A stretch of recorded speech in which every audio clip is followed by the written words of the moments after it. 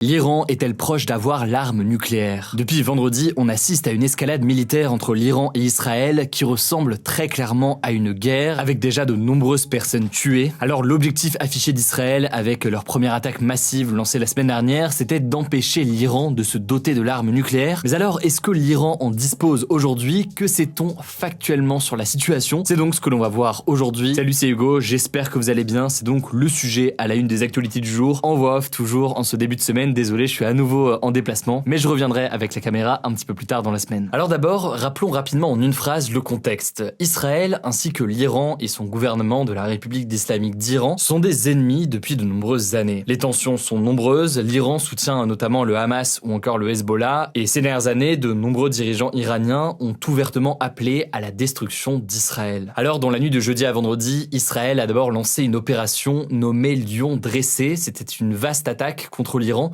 dont l'objectif principal était de viser le programme nucléaire iranien, considéré par Israël comme étant une menace existentielle immédiate. On revient là-dessus dans un instant. Alors suite à cela, l'Iran a répondu, envoyant des centaines de missiles sur Israël, notamment sur Tel Aviv ou encore sur Jérusalem. En tout, depuis vendredi, les frappes israéliennes en Iran ont tué au moins 224 personnes et fait plus d'1 millier de blessés, selon le ministère de la Santé iranien. D'après son porte-parole, plus de 90% des victimes sont des civils. Par ailleurs, des médias iraniens rapportent d'importants dégâts dans un hôpital de l'ouest de l'Iran, dans la ville de Kermanshah. Pour l'Iran, cette attaque sur cet hôpital est un crime de guerre. De son côté, Israël parle de cibles localisées et affirme notamment avoir tué le chef du renseignement des gardiens de la révolution, le chef d'état-major de l'armée, mais aussi des scientifiques iraniens spécialisés dans le nucléaire. Alors côté israélien maintenant, les frappes iraniennes sur le territoire israélien ont fait 24 morts, dont 11 dans la nuit de dimanche à lundi, selon un nouveau bilan qui a été donné par le Premier ministre israélien. Il y a plusieurs immeubles, une école ou encore une raffinerie qui ont été touchés dans la nuit,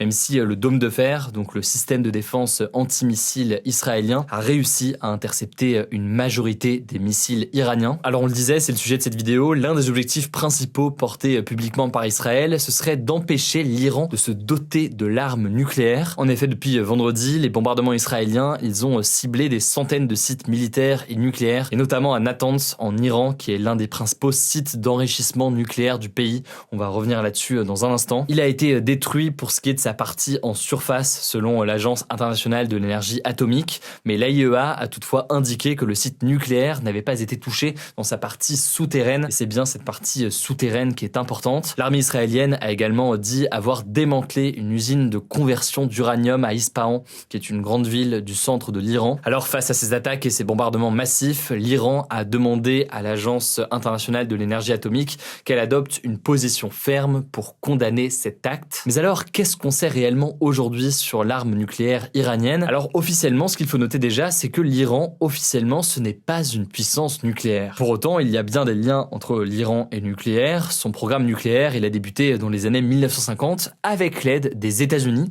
pour, à l'époque, un usage civil comme la production d'électricité et non un usage militaire. Mais après la révolution islamique de 1979, eh bien les relations avec les États-Unis se sont rompues et l'assistance américaine a alors cessé. Un peu plus tard, dans les années 2000, la découverte de sites d'enrichissement d'uranium non déclarés a renforcé les craintes d'un détournement militaire du programme. L'uranium est en effet un élément clé pour fabriquer une bombe atomique. De son côté, l'Iran a toujours affirmé que son programme ne servait qu'à des fins civiles et donc notamment dans un objectif énergétique. Malgré tout, il y avait des craintes et donc un accord international a été signé en 2015. L'objectif en 2015, c'était de limiter l'enrichissement d'uranium et de renforcer les contrôles et les inspections. En échange de quoi, eh bien les sanctions appliquées par les pays occidentaux sur l'Iran étaient levées. Le truc, c'est que quelques années plus tard, en 2018, et vous vous en souvenez peut-être si vous suiviez cette chaîne à l'époque, même si vous n'étiez pas aussi nombreux, mais en 2018, Trump a retiré les États-Unis de cet accord, estimant qu'il ne permettait pas réellement d'empêcher l'Iran de se doter de l'arme nucléaire. Alors depuis, l'Iran a repris progressivement son enrichissement d'uranium, qui est là aussi donc indispensable pour l'arme atomique. Aujourd'hui, je rentre pas dans les détails techniques ou scientifiques, mais ils ont atteint un seuil a priori de 60%, alors qu'il faut atteindre un seuil de 90% pour pouvoir fabriquer une bombe atomique. Il faut savoir que le passage de 60 à 90%, il est assez rapide. Pour dire les choses très rapidement aujourd'hui, l'Iran dispose actuellement d'un programme nucléaire qui est très étendu, qui est réparti sur plusieurs sites, dont 3 sites qui sont officiellement reconnu par l'AIEA comme celui de Natanz, mais l'AIEA suspecte aussi l'Iran d'avoir d'autres sites qui seraient dissimulés, et le fait que de nombreuses installations soient souterraines et donc non déclarées complique forcément tout ça. Alors finalement, on le disait la semaine dernière, ce jeudi, l'AIEA avait adopté une résolution déclarant que l'Iran violait ses obligations de non-prolifération de l'arme nucléaire. C'est une première en 20 ans. Selon l'AIEA, la quantité totale d'uranium enrichi dépasserait aujourd'hui en Iran 45 fois la limite qui avait été posée par exemple dans l'accord de 2015. Mais de son côté, l'Iran a condamné cette résolution, la qualifiant de politiquement motivée et déclarant encore et toujours que son développement était uniquement à usage civil et non à usage militaire. C'est donc une déclaration qui est à rebours de ce que déclare Israël, qui affirme que la menace nucléaire était imminente, et à noter tout de même, pour avoir bien tout le contexte du côté notamment des Occidentaux, que même si la très grande majorité des pays occidentaux s'inquiétaient de cette avancée iranienne sur l'arme nucléaire, la plupart étaient partisans d'un dialogue. En effet, par exemple, même si Trump était au courant en amont de cette attaque israélienne qui a eu lieu la semaine dernière, il était partisan ces derniers mois d'un dialogue et d'une négociation avec l'Iran plutôt qu'une attaque directe sur l'Iran. Il s'opposait donc finalement à la ligne qui a fini par être adoptée par Netanyahou et par Israël. Et là-dessus, si vous suivez la chaîne, ça fait des mois qu'on en parle, ces discussions, elles étaient en cours entre les États-Unis et l'Iran. Par ailleurs, concernant maintenant la capacité nucléaire, puisque c'est l'objet donc du sujet aujourd'hui, si on résume, l'Iran est à un état aujourd'hui du seuil nucléaire, ce qui veut dire, pour dire les choses simplement, que l'Iran pourrait sous peu de temps obtenir l'arme nucléaire. Mais maintenant, est-ce que les dirigeants iraniens avaient réellement prévu de la développer? Israël, on l'a dit, affirme que oui, mais la directrice du renseignement états-unien, par exemple, a plus de doutes sur le sujet. En effet, Tulsi Gabbard, qui est donc à la tête du renseignement américain, déclare en effet que le guide suprême de la révolution islamique, donc l'ayatollah, est resté vigilant à ne pas franchir ce cap, probablement par crainte justement de représailles venant des Occidentaux. Alors maintenant, est-ce que tout cela est vrai? Ce que l'on sait donc, c'est qu'ils sont à très peu de temps, s'ils le souhaitent, d'obtenir l'arme nucléaire. Et c'est cette forme d'ambiguïté stratégique et de flou sur lequel se trouvait actuellement le gouvernement iranien. À noter au passage, on en parlait vendredi, mais je sais que c'est une question qui revient souvent, Israël, de son côté, dispose bien de l'arme nucléaire aujourd'hui, même s'il ne le confirme pas publiquement. Ça a été confirmé par de nombreuses sources et de nombreuses enquêtes. Alors maintenant, rapidement, quel a été l'impact des attaques israéliennes sur le programme nucléaire iranien ces derniers jours? En l'occurrence, beaucoup estiment que le programme nucléaire iranien n'a pas été significativement endommagé. Alors certes, il y a eu de nombreux bombardements, des bombardements intenses et massifs, mais en fait, les bombardements ont visé surtout des structures en surface, alors que les principaux sites nucléaires iraniens, ils sont profondément enfouis sous terre. Il faudrait donc des bombes plus puissantes potentiellement pour les atteindre. Or, Israël n'en dispose pas forcément. Ou alors, pour ça, il faudrait le soutien des États-Unis, mais encore une fois, il faudra voir à quoi ressemble l'évolution de la position des États-Unis dans les prochains jours. Par ailleurs, certes, les bombardements israéliens, ils ont tué des scientifiques iraniens qui travaillaient sur le sujet, mais on peut noter tout de même qu'a priori, l'impact avec cela ne sera que court terme. Enfin, paradoxalement, certains experts alertent sur le fait que les bombardements pourraient entraîner l'effet inverse, avec chez certains membres du gouvernement iranien cette idée que, ils sont menacés et donc qu'il faut activer au plus vite la conception d'une véritable arme nucléaire. Et en parallèle, donc, ça pourrait pousser l'Iran à être moins coopératif sur les contrôles éventuels. C'est donc une hypothèse qui est avancée par certains. Maintenant, il faut être très prudent sur tout ça, évidemment. Nous ne sommes pas dans la tête de tel ou tel dirigeant. Ce qui est sûr, par contre, c'est que les récents événements entre Israël et l'Iran ont compliqué les négociations autour d'un accord sur le nucléaire iranien. Il y avait des nouvelles discussions qui étaient prévues à l'origine ce dimanche entre les États-Unis et l'Iran, mais tout cela a été annulé. On peut tout de même noter que le ministre iranien des Affaires étrangères a affirmé que son pays était prêt à conclure un accord qui garantissait qu'il ne chercherait pas à se doter de l'arme nucléaire, tout en refusant tout compromis qui priverait l'Iran de ses droits nucléaires civils, donc typiquement pour l'énergie. Mais les États-Unis semblent quant à eux exiger un abandon total de l'enrichissement d'uranium, qu'il soit civil ou militaire. Selon les informations du journal américain, le Wall Street Journal, qui ont été confirmées par l'agence Reuters, l'Iran aurait émis le souhait de mettre fin au plus vite aux hostilités avec Israël et, je cite, de toute urgence. Il souhaite aussi reprendre les négociations sur son programme nucléaire. On verra donc si les États-Unis acceptent et à quoi ça ressemble. On suivra donc évidemment la situation dans les prochaines heures et vous le savez, vu que c'est un sujet qui évolue très vite, on continuera évidemment à suivre tout ça directement sur notre compte Instagram. Si vous n'êtes pas encore abonné, le nom du compte c'est Hugo Décrypte, vous êtes plus de 4 millions là-bas. Et avant de laisser la parole à Léa pour les actualités en bref, je voulais revenir sur les 3 derniers passagers du bateau humanitaire Madeleine qui avait été arrêté par Israël la semaine dernière alors qu'il tentait de rejoindre Gaza. Il y a 3 passagers dont 2 Français et un journaliste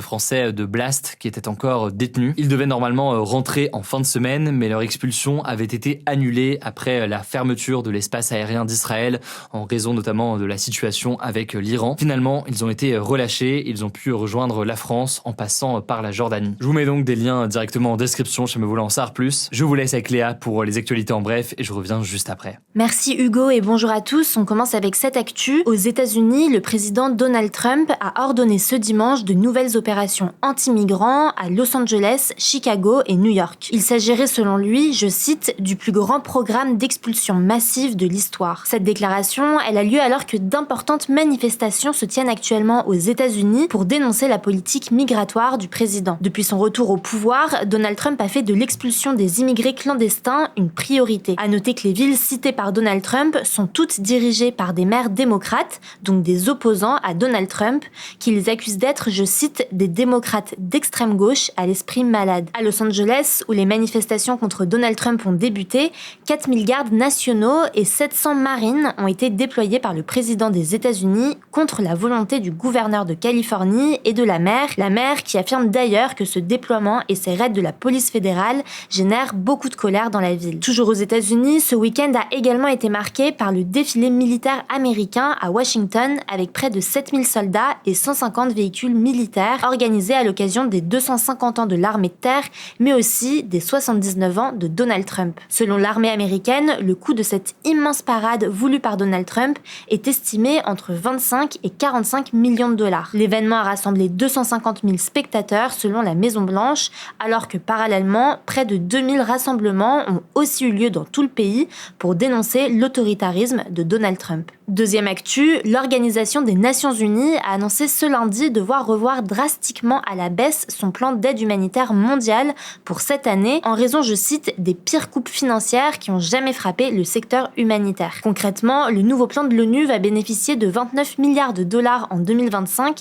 alors que l'ONU réclamait 44 milliards de dollars pour le bien de ses missions. Le plan initial, qui devait permettre d'aider 180 millions de personnes vulnérables, a donc dû être revu pour hyper prioriser l'aide pour 114 millions de personnes, soit 66 millions de personnes en moins. De nombreuses zones vulnérables comme le Soudan, la République démocratique du Congo, la Birmanie ou encore Gaza vont être touchées par cette baisse du budget humanitaire de l'ONU. Alors la principale raison de cette importante baisse, c'est la décision de l'administration Trump de mettre fin ou de revoir à la baisse l'aide financière à l'étranger des États-Unis, alors que les États-Unis étaient jusque-là le principal donateur mondial en matière d'aide humanitaire et de développement. Troisième actu, 2 personnes sont mortes ce week-end dans un camp de migrants à Loun-Plage, près de Dunkerque dans le nord de la France, après 2 fusillades qui ont éclaté ce samedi et ce dimanche.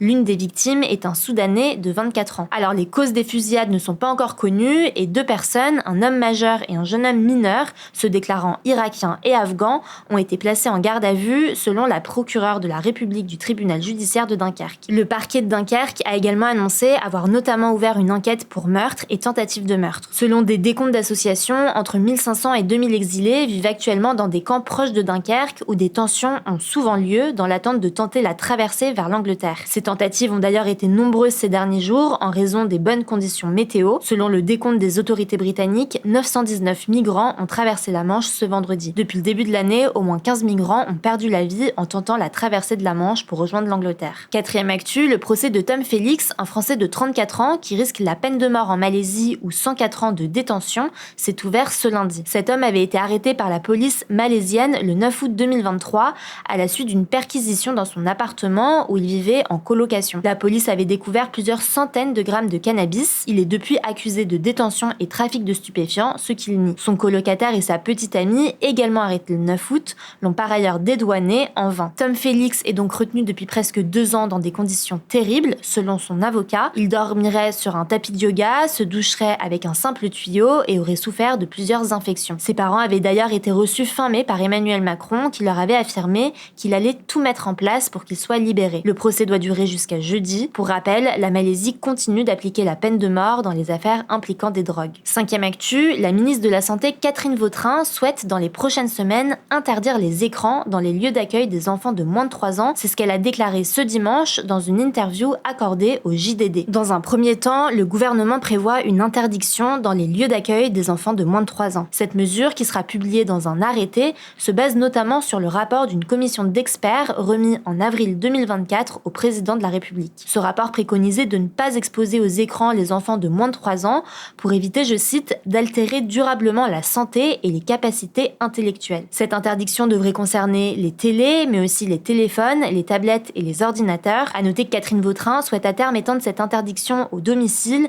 même si elle affirme que les autorités ne pourront pas aller chez les gens pour vérifier si aucun enfant de moins de 3 ans est devant un écran. Et on termine avec cette actu, les lycéens en classe de terminale générale et technologique ont passé ce lundi leur épreuve de philo pour le baccalauréat 2025. En filière générale, ils ont notamment eu le choix entre les sujets « Notre avenir dépend-il de la technique » et « La vérité est-elle toujours convaincante ». Ils pouvaient également opter pour le commentaire d'un texte extrait de la théorie de la justice de John Rawls datant de 1971. En filière technologique, les sujets étaient « Sommes-nous libres en toutes circonstances » et « Avons-nous besoin d'art ?» tandis que le commentaire de texte portait cette fois-ci sur un passage de la théorie des sentiments moraux d'Adam Smith datant cette fois-ci de 1759. Au total, ce sont plus de 530 000 élèves qui ont passé l'épreuve. Si vous êtes concernés, on espère que ça s'est bien passé et on vous souhaite bon courage pour le reste des épreuves. Merci beaucoup Léa pour ces actualités en bref. Et voilà donc pour les actualités, je vous le disais, on suivra les prochaines heures directement sur notre compte Instagram. N'hésitez pas à vous abonner, le nom du compte c'est Hugo Décrypte. Prenez soin de vous, prenez soin de nos proches et puis on se dit à demain pour une nouvelle vidéo.